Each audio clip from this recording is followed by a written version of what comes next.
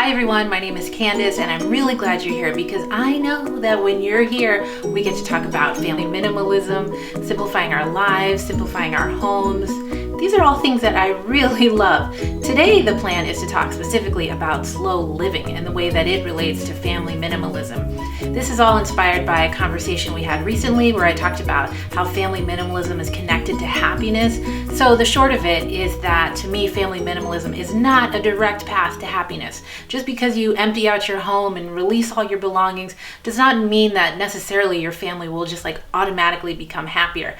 But what I think it will do is give you opportunities. It will give you the time and space to see these opportunities for happiness a little bit easier. And then what you do with those opportunities is really up to you and your family. So for me, what I have found is that I could see those opportunities. The further along we got into our journey to family minimalism, the more these opportunities presented themselves. But when I was in this kind of energy of but I gotta go, my family has so much to do, I have so much to do, that even if I saw the opportunities, I wasn't really in the right state of mind to take advantage of them. And so that is where slow living comes in. Before we get to that though, if this is our first time talking, then my name is Candace, and my husband Abdel and I have 3 kids, a 9.5-year-old, a 7-year-old, and a 2.5-year-old. It is possible that you will hear them at some point in this video in the background because that's what happens when there is life around, there is noise, and that's cool. They're having fun. But you and I get to talk, and so that's great. Okay, so I wanted to share with you, I think I just have 3 tips. 3 pretty straightforward, simple things that I've been doing to try to slow myself down and to get myself in the right frame of mind to embrace these opportunities for happiness as I see them. Number 1, drink your coffee with both hands. This is an idea that I read on a blog years ago. I don't even remember the blog, but this idea has really stuck with me. And it's an acknowledgement that for a lot of times, for parents, for families, the mornings are really rushed and they can be stressful. And it can become a time where, as a parent, I find myself investing in this energy of go, we gotta keep going. We have all this stuff to accomplish in a very short amount of time. But picking up my coffee cup with 2 hands, or your teacup, or your cup of water, or whatever it is, picking it up with 2 hands is just a physical reminder that I'm in this moment right now and I have a choice to invest in this go energy or to slow down and just have a moment of peace and change the trajectory of the rest of my day. And so on those days when it crosses my mind to pick up my cup with 2 hands, I do find that I can breathe a little bit easier and just slow down and be open to what the day is going to be. Number 2 is to shorten my to-do list. So I will say I love to-do lists. I have loved them for as long as I can remember. Even as a child, I was keeping to-do lists. For me, I like the idea of writing down what I want to accomplish and what I want my day to look like. But what I have found is that when I write just super duper long to-do lists, then all of a sudden I feel my pace has to pick up. I got to get going. I have all this stuff to do.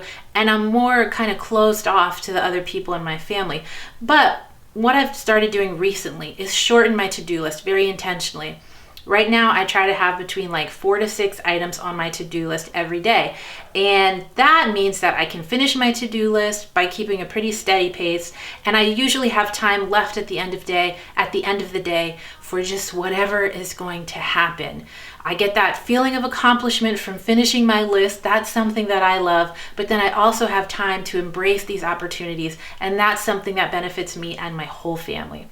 Last thing I want to share today is the promise to eat my meals sitting down. For me, I have found that when I stand up to eat, it's often because I feel like there's something else I need to be doing at the exact same time.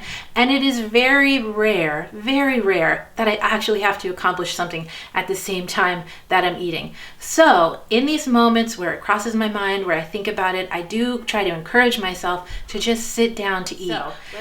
Those are my 3 tips. Those are 3 pretty straightforward and simple things that I am doing to try to slow myself down. And remember, the point of this, at least the way I'm looking at it, the point of this is to prepare myself, to get myself in the right state of mind to see these opportunities for happiness. Now that we're further along in our journey to family minimalism and these opportunities for happiness, these opportunities to build relationships and strengthen bonds, now that they are really prominent, these ways of slowing down are ways that I can prepare myself and ready myself to embrace those opportunities.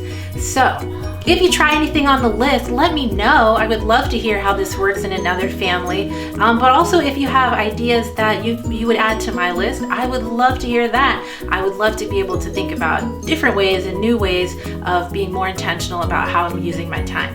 So in the meantime, let's plan to meet here again soon, okay? In Candace's Simplified Home, I'm Candace, where we can continue to talk about family minimalism and simplifying and all that really cool stuff. All right, take care. Bye.